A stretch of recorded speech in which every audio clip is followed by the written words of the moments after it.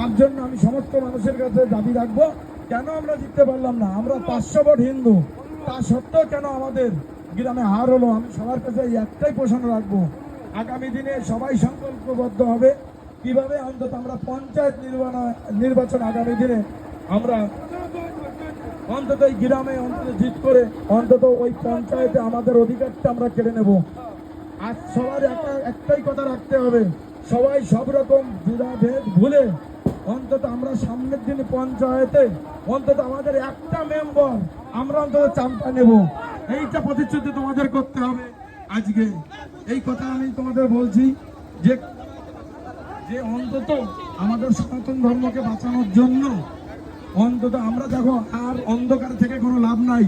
তৃণমূল অন্তত 50 বছর কি এই দলটা থাকবে না, এই দলটা থাকবে না, আগামী দিনে এরা আর থাকবে না।